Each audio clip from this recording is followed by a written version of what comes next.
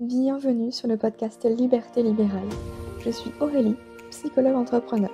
Pendant longtemps, j'ai fait ce qu'on attendait de moi, jusqu'au jour où je me suis autorisée à sortir du cadre et à m'épanouir pleinement. Avec ce podcast, j'aimerais vous aider à créer une activité qui vous ressemble. Alors ensemble, incarnons les thérapeutes de demain. Bienvenue dans l'épisode numéro 55 du podcast Liberté libérale. Je suis ravie de vous retrouver pour le premier épisode de l'année 2024. Donc avant de commencer, je vous présente tous mes meilleurs vœux pour cette année, qu'elle soit à votre image et que vous puissiez construire la vie de vos rêves. Alors cet épisode ne va certainement pas plaire à tout le monde puisque je vais vous expliquer pourquoi réduire ton nombre de consultations au cabinet pour préserver ton énergie est en fait la pire idée. Oui, je sais, c'est pas un truc qu'on a envie d'entendre, mais je vais te partager un petit peu ma propre expérience et puis simplement ma réflexion, comme toujours, pour t'aider à cheminer aussi de ton côté. Pour avoir échangé avec pas mal de thérapeutes qui sont épuisés par les consultations, par le poids des responsabilités qui sont sur leurs épaules, etc., il y a une chose finalement qu'ils font tous pour se préserver, et d'ailleurs je l'ai moi-même fait, c'est un petit peu comme si c'était le passage obligé, presque la première étape. C'est un peu, vous savez, comme quand on a envie de maigrir, qu'est-ce qu'on fait? Allez, on fait un régime. On sait que c'est de la merde, que ça va pas marcher, mais on le fait quand même, et on va droit dans le mur. Bon, alors j'exagère un petit peu, mais en gros, le truc c'est de vouloir réduire son nombre de consultations en espérant reprendre un peu de souffle, en espérant que ça aille un peu mieux. Et pour ça, on va se lancer dans maintes et maintes calculs pour voir combien de consultations il nous faut au minimum, histoire de payer ses charges et de se dégager un salaire, même s'il est loin de nos espérances, qui passe, même, on va se serrer un peu la ceinture, mais allez, ça passe, on peut payer sa part du loyer dans le foyer familial. Vous voyez un petit peu l'idée ?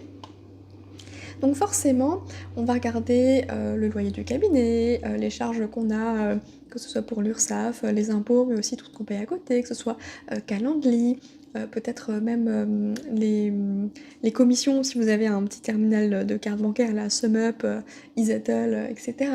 Bref, tout ça, on va l'entrer dans une feuille de calcul, peut-être que vous utilisez Excel, Google Sheet, ou que sais-je, et on calcule vraiment le minimum du minimum qu'il nous faut pour vivre et ça nous donne un nombre de consultations qu'il nous faut, qu'on va en plus après répartir sur le nombre de jours qu'on a, dont on est, quand on est au libéral, quoi, sur le nombre de jours où on est ouvert, où notre cabinet est actif. Et du coup, on essaye de se dire, bon, ok, allez, je passe de 5 consultations par jour à 2,5, 3. Ouais, je le sens, ça va le faire. Je sens que ça pourra m'aider, que ça va m'aider à vraiment souffler un petit peu, à me sentir mieux. Et moi, j'ai envie de vous sensibiliser avec cet épisode de podcast parce que je suis passée par là vraiment. Pourquoi c'est la pire idée?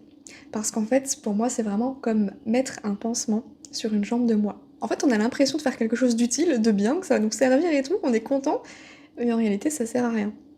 Donc, c'est un petit peu l'illusion. Et tu verras que, en fait, moins t'as de rendez-vous au cabinet, moins t'auras envie d'y aller. Paradoxalement, hein. Et le pire, alors ça c'est du vécu, c'est que forcément, moins tu prends de patients, plus tu risques d'avoir des trous énormes dans ton agenda. On parle plus juste de petits gruyères, là c'est un fossé. C'est que t'as un patient qui vient, aller à la première heure, un autre programmé à midi, et puis le dernier pour le créneau du soir, là, le dernier créneau que t'as. Ton agenda, il ressemble à un gruyère, hein. Et puis en plus, t'es dégoûté, parce que ça va te prendre une journée entière de voir seulement 3 patients. Ah non, pardon, 2. Parce que celui du matin, il t'a posé un lapin en plus, donc tu t'es levé pour rien. Et tu peux même pas rentrer chez toi parce que ce serait perdre du temps encore dans les transports, inutilement, et c'est bon, la perte de temps, tu la ressens déjà assez sur cette journée entière de bloquer pour 2 consultations. Et là tu dis, bon c'est pas grave, allez je lui ramène mon ordi, comme ça je pourrais bosser sur mon projet, ça va me permettre d'être productif, etc. Oui mais en fait, quand tu bosses sur ton projet, t'es tellement absorbé qu'après t'as du mal à lâcher. T'as du mal à lâcher pour entrer vraiment dans la séance avec ton patient. T'entends la sonnette là, et puis tu dis, punaise il est déjà l'heure. Ah mais non mais il en avance en plus, évidemment. Donc, allez tu fermes ton ordi vite fait, tu l'accueilles, etc. etc. Et puis, à la fin de la séance, tu sens que t'étais pas là à 100%. Et toi, t'en veux en plus parce que t'as l'impression de pas avoir tout donné. C'est comme si, en fait, avant chaque consultation, t'avais besoin d'un petit sas pour vraiment, ne serait-ce que déjà te replonger dans tes notes et puis te remettre dans la bonne posture. Parce que bah forcément, c'est pas la même posture que tu vas adopter quand t'es en séance individuelle avec ton patient au cabinet que quand t'es en train de bosser sur ton ordi pour avancer sur ton projet. On est bien d'accord. Et s'il y en a qui peuvent le faire en un claquement de doigts, il y en a qui ont besoin de ce petit temps, ce petit sas de décompression, et personnellement c'était mon cas. Je détestais être dans l'urgence, je détestais arriver au cabinet et de voir que la personne était déjà là. Bon déjà ça m'arrivait jamais parce que j'arrivais tellement en avance pour éviter ce genre de truc. Mais c'est pour dire que tout ça c'était oppressant. En tout cas c'était devenu oppressant pour moi. Finalement, du coup, j'ai arrêté, moi personnellement, de bosser sur mes projets entre deux consultes parce que tout simplement, j'y arrivais pas. J'arrivais pas, ou alors il me fallait des grandes plages horaires pour être sûre d'avoir quand même ce petit sas entre les deux et de pas être frustrée de devoir m'arrêter. Et quand j'étais en séance avec mes patients, le pire c'est que, en vrai, ça accentuait encore plus mon ras-le-bol des consultations individuelles parce que ça me saoulait, parce que j'avais besoin d'autre chose. Donc j'ai fini par ramener mon cerveau et psycho, là mon petit magazine, un livre pour m'occuper.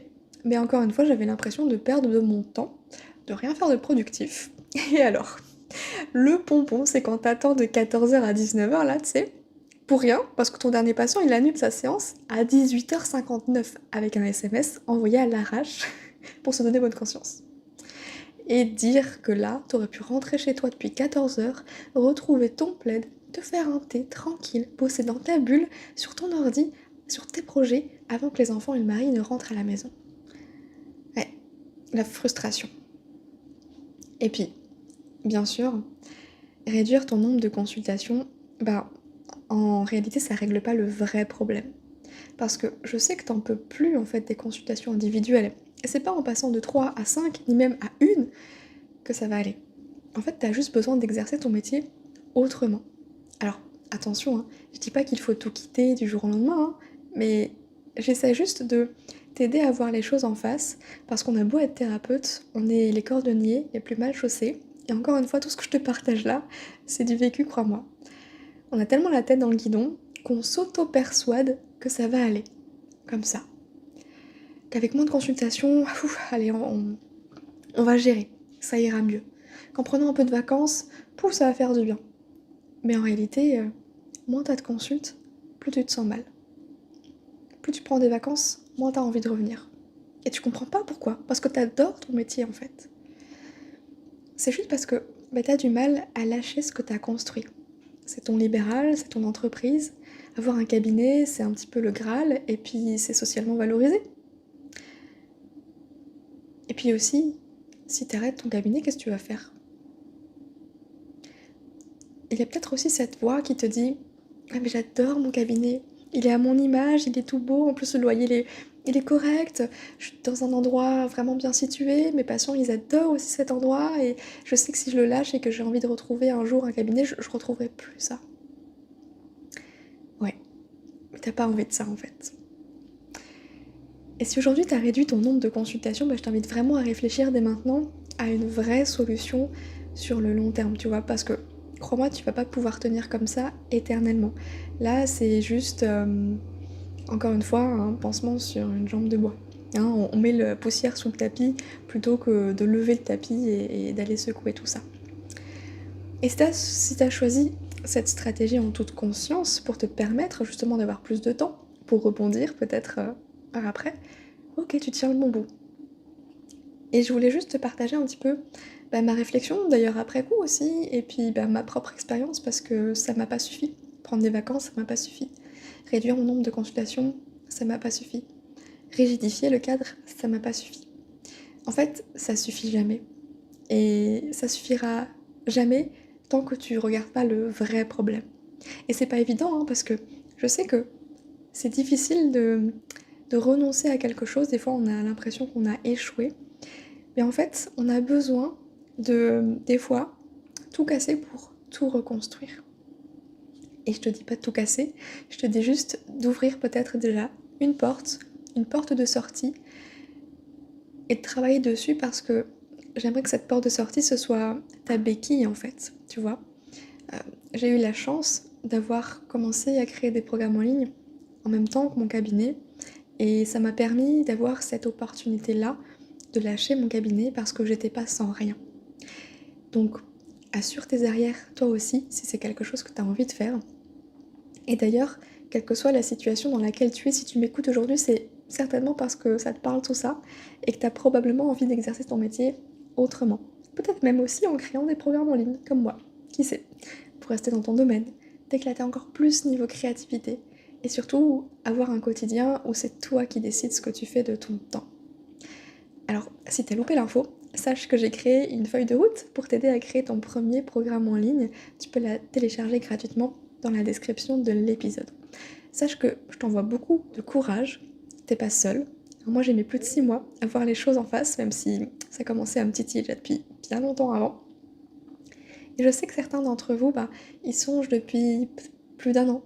Et si tu prends conscience aujourd'hui de tout ça, j'ai juste envie de te dire, prends soin de toi, sans plus attendre. Ce sera plus facile par la suite. Je sais que c'est compliqué, mais n'hésite pas à en parler avec d'autres personnes parce que vraiment, vraiment, t'es pas seule. Et je serais ravie d'échanger avec toi sur Instagram, par mail ou autre, pour te montrer que t'es pas seule, pour te soutenir et t'encourager à te lancer peut-être dans quelque chose de nouveau. Et oui, l'inconnu, le nouveau, ça fait peur, mais qu'est-ce que ça fait du bien. Un vent de fraîcheur, de pouvoir juste s'écouter. Et c'est pas parce que t'as plus envie de faire de consultations individuelles ou que t'y arrives plus, juste parce que t'as plus d'énergie, que t'es un mauvais thérapeute.